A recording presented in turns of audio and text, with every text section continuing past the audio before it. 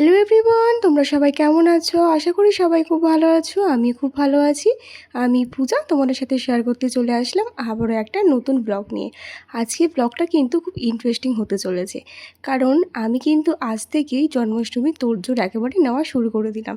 তাই দেখো, সকালবেলা উঠেই কিন্তু প্রথমে আমার ঘরে যত ফুল ছিল আর্টিফিশিয়াল, সেগুলোই কিন্তু আমি ওয়াশ করেছি শ্যাম্পু দিয়ে, সেগুলোই কিন্তু ব্যালকানিতে শুকাতে দিয়ে দিয়েছি। কারণ এই কিছু ফুল কিন্তু আমার লাগবে গোপুর যেখানে গোপুকে আমি বসাবো সেগুলো ডেকোরেশন করার জন্য। তার জন্যই কিন্তু সকালবেলা সেটা ধুয়ে দিয়েছিলাম। তারপরে স্নান টান সেরে কাজবাজ সেরে কিন্তু চলে আসলাম ঠাকুর ঘরে। তো আজ ছিল বৃহস্পতিবার, তাই কিন্তু সকাল সকাল সব পুজো টুজো করে নিলাম। লক্ষ্মী বাড়ির পুজো তো জানো একটু টাইম লাগে। আর এখানে দোলনাটাও কিন্তু নামিয়ে দিয়েছিলাম পরিষ্কার করব বলে। যেহেতু গোপুর বার্থডেটা আমি ওপরে সেলিব্রেশন করি, তাই কিন্তু ওপরেই এবছর দোলনাটা সাজাবো, তাই নিয়ে যাব। আর এদিকে দেখো, গোপুর ভোগ রান্না করার জন্য ইন্ডাকশানটা, তারপর হচ্ছে তোমার দাদাভাই এই বাসনগুলো অফিস থেকে একবার পেয়েছিল একদমই নতুন, সেগুলোও কিন্তু আমার গোপুর বার্থডেতে গোপুর ভোগ বানানোর কাজে লেগে যাবে। তো এখন মনে হচ্ছে বাসনগুলো কত দরকারে আমার লাগছে আর কি। যাই হোক, এগুলো পড়েই ছিল, তো এগুলো বার করে নিলাম। মানে আজকে থেকেই কিন্তু আমি সব কিছু গুছিয়ে রাখছি, যাতে আমার ওপর কাল পরশু দিনটা বেশি চাপ না পড়ে। তাই কিন্তু দুদিন আগে আমার বাসনপত্র মেজে রাখা। আর যখন এগুলোতে ঠাকুরকে সেবা দেবো, তখন আরও একবার ধুয়ে নেবো ওপরে ক্লিনভাবে। মানে ভালো মতন পরিষ্কারটা করে রাখছি, যাতে কাল পরশুর দিকে আমার ওপর চাপটা বেশি না পড়ে। তো আজকে দিয়েই কিছু কিছু কাজ আমি এগিয়ে রাখার চেষ্টা করছি। যাই হোক, দেখো, তোমার সাথে গল্প করতে করতে কিন্তু আমার বাসন মাজা হয়ে গেছে। আর এই বাসনগুলো কিন্তু রোদে এখন জল ঝরাতে দিয়ে দিলাম। আর তারপরে কিন্তু অনেকটা টাইম কেটে গিয়েছিলো, লাঞ্চ টাঞ্চ করে জামা কাপড় ছেড়ে চলে আসলাম গোপুসোনার অঙ্গরাগ করব বলে। প্রতি বছরই কিন্তু জন্মাষ্টমীর আগে আমি আমার গোপুসোনার অঙ্গরাগ করে থাকি।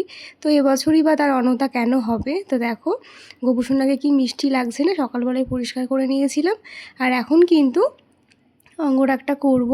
তবে জানো তো, এবছর অঙ্গরাগ করতে আমার খুব প্রবলেম হয়েছে, কারণ গোপুসোনাকে যেই তুলিগুলো দিয়ে অঙ্গরাগ করি, সেই তুলিগুলোর একটা তুলিও ভালো ছিল না। সব তুলিগুলোর মুখগুলো কেমন যেন ফেটে ফেটে গেছিলো। তার জন্য আমার অঙ্গরাগ করতে অনেকটা টাইম লেগে গেছে। তার মধ্যে অতটাও হয়তো ভালো হয়নি। যাই হোক, তোমাদের সামনে তো দেখাচ্ছি, তোমরাই জানিও কেমন হয়েছে আমার গোপুসোনার অঙ্গরাগ। জানি অতটাও ভালো হয়নি, যতটা পারলাম ততটাই করলাম। তো দেখো, এবারে একটু অন্যরকম করলাম। প্রতি বছর কিন্তু হাতের মধ্যে ময়ূরের পালক এঁকে থাকি, তবে এবছর আমার একটু অন্যরকম করতে ইচ্ছা হলো, তাই সিম্পলের মধ্যে রাখলাম। আর এই হচ্ছে আমার গোপুসোনার ফাইনাল লুক। তো কেমন লাগছে অবশ্যই জানিও। এখনও তো এর ওপরে সাজুগুজু করবে, তখন তো গোপুসোনাকে আরও মিষ্টি দেখাবে। জানি অতটাও ভালো হয়নি, আমি কিন্তু প্রফেশনালি এসব করার আর্টিস্ট নই, তবুও ইচ্ছা থাকে করার, তাই করলাম।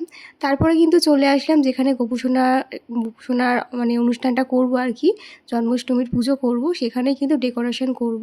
তো দেখো, এই শাড়িটা দিয়ে কিন্তু আমি ডেকোরেশনটা করছি এবারে। আর এবারে ডেকোরেশনটা একটু অন্যরকম করে করছি। দেখো, এই দুটো ওড়না নিয়ে নিলাম, সেইগুলো এখানে দিয়ে দিচ্ছি। প্রথমে ভাবছিলাম কি ইয়েলো ওড়নাটা অতটা ভালো লাগছিল না, যেহেতু শাড়িটার মধ্যে ব্লু কালারের কাজ ছিল, তাই আমার মনে হলো ব্লু কালারটাই বেশি ভালো লাগবে। আর তার মধ্যে তো গোপুসোনার ফেভারিট কালার ব্লু, তাই সেটা দিয়ে কিন্তু ডেকোরেশন করে দিলাম। আর দেখো, এই মালাটা কিন্তু আগের দিন নৈহাটি থেকে কিনে এনেছিলাম, সেটা দিয়ে কিন্তু এখানে ডেকোরেশন করলাম। আর দেখো, এই হচ্ছে ননির হাড়ি, যেটা আগের বছর বানিয়েছিলাম।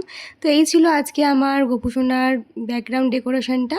কালকে তোমার সাথে দেখাবো গোপুসোনার দোলার ডেকোরেশনটা কেমন করেছিলাম। ছিল আমার জন্মাষ্টমীর গোপুসোনাকে পুজো করার ব্যাকগ্রাউন্ড ডেকোরেশন। এখনও দোলনাটা সাজাবো, যেটা দেখাবো তোমাদেরকে নেক্সট ব্লগে। তো চলো, আজকের মতন টাটা, দেখা হচ্ছে নেক্সট ভিডিওতে। বাই সবাইকে, সবাই খুব ভালো থেকো, সুস্থ থেকো, টাটা।